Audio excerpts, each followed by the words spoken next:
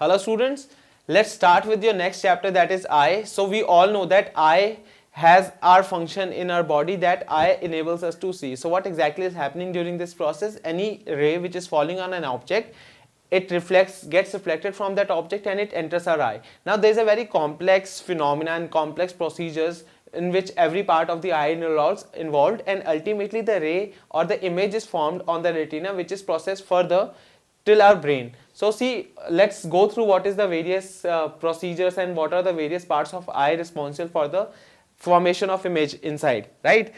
This is a rough sketch diagram of an eye, and here I have just labeled the main parts. I'll be explaining you in detail all the parts. Let's start with this thing, the naming process. The outermost part is called cornea, through which light enters. Then there is a hole in our eye through which light enters inside the eye, which is called pupil, and that pupil is made by some gap in the some muscles. Those muscles are called iris, this muscles, and then the gap is called iris. Then the next step is the rays are processed from the eye lens. Eye lens are held by ciliary muscles, which is then further taken to retina. The image is formed on the retina, which is further taken by this optical nerve or the optic nerve, which is attached to brain. So whatever image has been formed here, that is taken to brain using optical nerve. Now I'll give you the details of each part. See, I'll explain you first thing. Okay, first of all, the outermost part is called eyelid, which protects eye from various type of impurities, right, or any physical harm. Then before I tell you cornea is the outmost bulged part. Before that, on above that, there is a very thin transparent layer called conjunctiva. That transparent layer it acts as the second layer of protective shield, and it acts this layer is over the surface of the eye and the lining of eyelids, so that it protects any small dust particle impurity to enter the eye. Then we have a bulged out surface called cornea. Here this part which is shown, this is called cornea. This clear area, actually see, when you look at the eye, there are two parts. One is this white, outermost white, and inside is this small black thing, right? The outermost small white part is called sclera. On the sclera, there are two main points which you might be studying in the book, sclera and the choroid. Choroid is the inside part of the eye and sclera is the outside part of the eye. On the sclera, we have that retina, this small black color thing, right? So this cornea, it is a clear area of the sclera which helps us to see objects through which because light enters initially from this. After this, there is a gap between, see, we know that there is a small hole in our eye that is called pupil, and small hole is formed like this due to gap in iris. Iris are the muscles. For example, this is a straight, I'm making it like this. If this is pupil, so this hole is iris and this is like the muscle. This is the complete muscle. This is how something iris and pupil look like. So when we are exposed to very bright light, iris expand and ultimately the size of pupil decreases, so that only less amount of eye enters our eye. It goes like this up to this much limit. But when we are exposed to dim light, our pupil expands and it makes the size expands of the pupil, so that more and more light can enter our eye, and so that we'll be able to see clear in the dark. So this is how iris and pupil act accumulatively. Now just behind and just okay, first I'll tell you what's before iris and pupil. This whole gap, this thing is filled by a transparent liquid which helps light to bend more inside the eye. Because even when I'm standing right now, even if I'm looking at the camera, what is happening? I can actually see lights can actually enter from the roof to the bottom of this room inside my eye, right? So there is a lot of refraction happening in just a very small hole. So there must be something which is responsible for, or which is making it happen. That means this transparent liquid which is filled here, it is enabling more light refraction, so that more light could enter the eye. This liquid is called aqueous humor. It is a fluid that fills the front of the eye and helps the eye, or helps bending of light more. Then we have iris and pupil. Iris are the muscles between which there is a gap which is called pupil. their function is to compress, to expand and to compress, so that they can control the amount of light which is entering our eye. Just remember this thing, when we are exposed to brighter sunlight, we do like this because more light is forming. Actually, that's the second process. The initial process was the iris got expanded and pupil, the size of pupil got diminished. That is how iris and pupil controls the amount of light which is entering our eye. After that, we have eye lens. So before I go to eye lens, excuse me, I'll talk about ciliary muscles and what is their function. Ciliary muscles are the muscles which hold the eye lens. Now, what is the function? See, we'll talk about the power of accommodation. Now, what is this power of accommodation? See, right now I'm looking at the marker and I can read whatever it's written on it.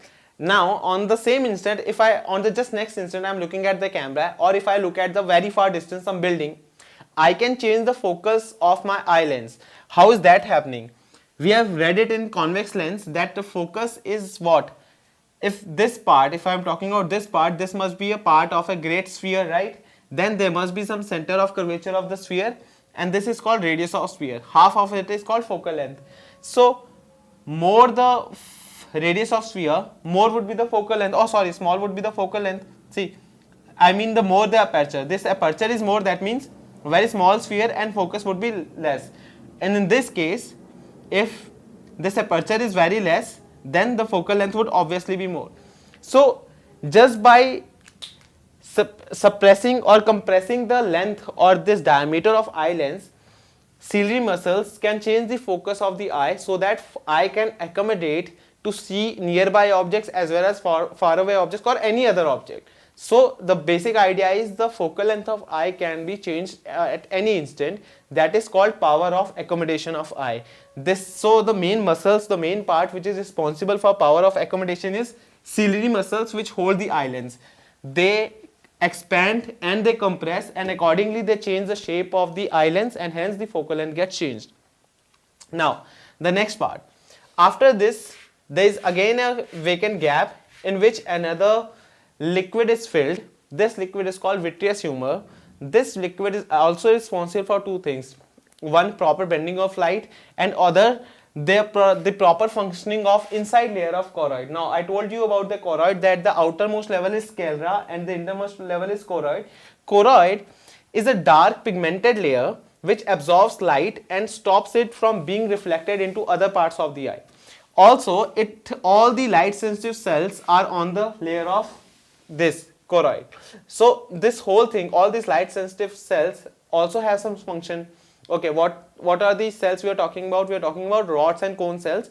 These rods and cone cells are uniformly distributed all over, but except for one point, which is called fovea. Fovea is a point where only cone cells are present, not rod cells. Okay, it's a very very small area. Now, what are rods and cone cells? I just named it. Rod cells are those which respond to intensity, and cone cells are those cells which respond to colors of the eye. So again, C for color, C for cones. So cones are respond to colors and rods are respond to intensity. You must have heard that many animals are color blind. That means they do not have cone cells, they have only the intensity cells, that is the rod cells, right? Okay, so the whole thing is filled with vitreous humor. It is also a jelly like fluid which helps us to keep the shape of the eyeball proper, and it also helps in the bending of light, plus it helps for the proper nutrition of all the light sensitive cells. Now the next thing is the part where the image is formed, which is called retina. It is that layer of light sensitive cell on which the actual formation of image is taking place. So how is this image is getting formed? See, this layer is filled with, it is made up of large number of light sensitive cells. So whenever light of any intensity falls on it, they create small current like scintillation, and that current is accumulatively taken from this optic nerve. So optic nerve is basically a connection, like a connection from computer, from your CPU to monitor, something like that. So this connection takes all those currents and the whole thing is transferred to brain, where brain reads that connection. It is in the form of small currents, very minute current, and that creates an image in the brain. So actually image is created in the brain, that according to those things, according to small value of current, so that image can decipher what exactly is in front of us or what exactly are we looking at. But So practically image is formed here, but theoretically image is formed in the brain, right? Now, I have told you about choroid. So let's start from the beginning. What I have told you. I have told you about a small transparent layer called conjunctiva. After that we have cornea, from which light enters the bulged part. After that, aqueous humor. It's a transparent liquid that helps more bending of light. Then iris and pupil, through which light actually enters, and they control the amount of light which is entering.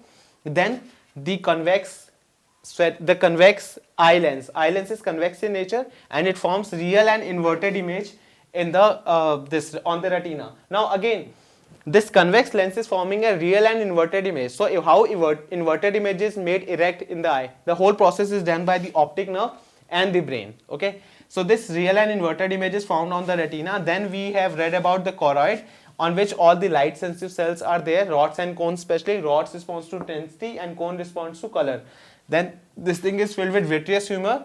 It helps to keep the shape of the eye proper, and it helps in the proper bending of light as well. Lastly, retina, on which the light is actually, the rays are or the images is actually getting formed. It is composed of like millions and millions of light sensitive cells. Lastly, optic nerve, the part on which attach the eye to the brain. The point where optic nerve is attached to the eye is called dark spot or blind spot, because there is no image formation on the blind spot. It is just for the connection of this optic nerve with the eye lens. Now one more thing, the part straight to, or the straight away part from which light enters on the retina is called fovea, on which there is only cone cells, no light cells. You must have also read that this part contains a yellow spot. Yellow spot is the point where maximum intensity of light falls. So there is a yellow spot, there is fovea, and there is blind spot.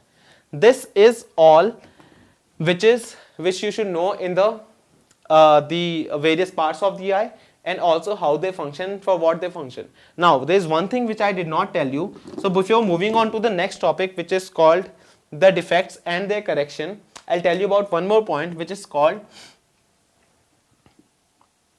persistence of vision. Now what do you mean by this thing, persistence of vision? What happens when you